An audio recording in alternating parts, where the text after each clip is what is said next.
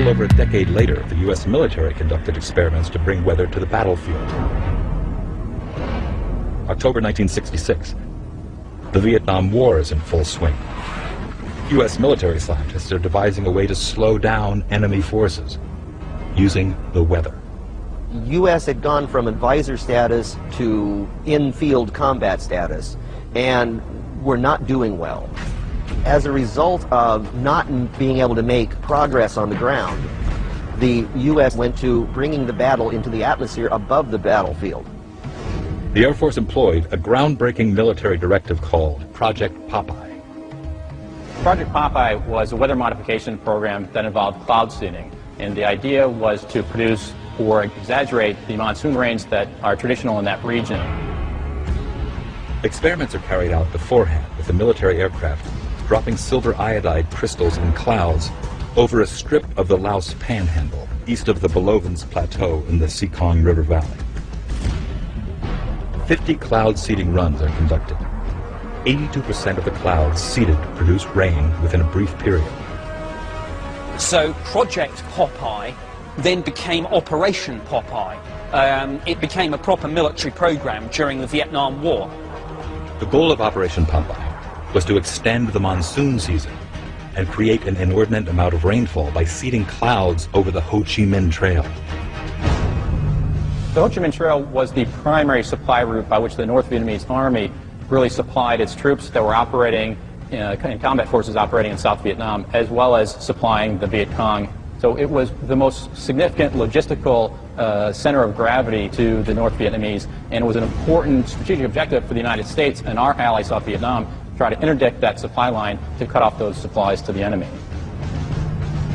Operation Popeye's objectives are to soften road surfaces on the Ho Chi Minh Trail, cause landslides along roadways, and wash out river crossings. The military had their own catchphrase as a result of this program, and it was "Make mud, not war." They flew over 2,600 missions from a period of 1966 to 1972, and it's believed that it did exacerbate the amount of rainfall and probably extended the monsoon season by 30 to 45 days.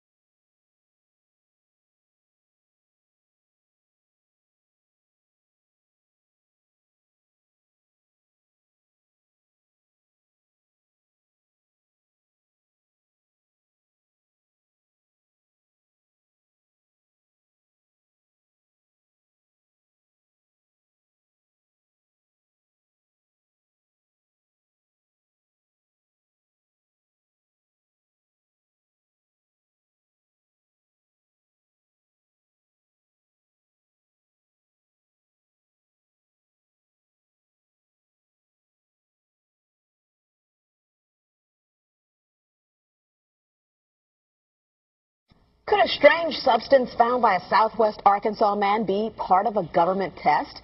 Well, that's the question at the heart of a phenomenon called chemtrails, now getting widespread attention. Well, tonight, KSLA News 12 investigation reporter Jeff Farrell shows us the results of testing we had done about what's in our skies. It seemed like some mornings it was just crisscrossing the whole sky. It was just like a giant checkerboard. Bill Nichols snapped several photos of the strange clouds from his home in Stamps, Arkansas. They begin as normal contrails from a jet engine, but do not fade away like a normal contrail. Soon after, he saw particles in the air. You know, because we'd see it drop to the ground in a haze. Nichols then noticed the material collecting on the ground. This is water and stuff that I collected in bowls. I had it set out in my backyard on my dad's pickup truck. KSLA News 12 had the sample tested at a lab. The results? A high level of barium, 6.8 parts per million, more than 3 times the toxic level set by the EPA.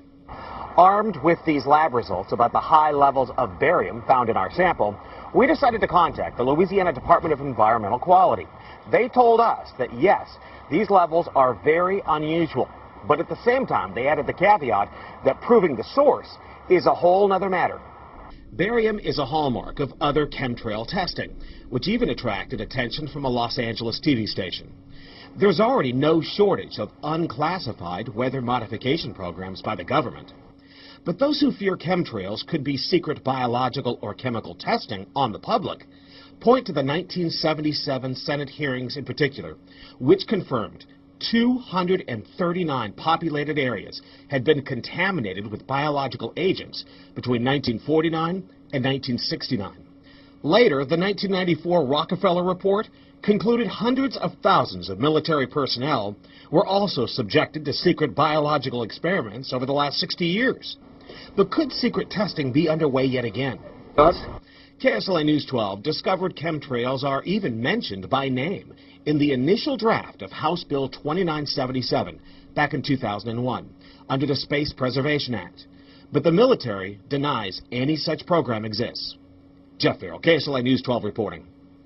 And, you know, it turns out until 9 years ago, the government had the right under U.S. law to conduct secret testing on the American public under specific conditions.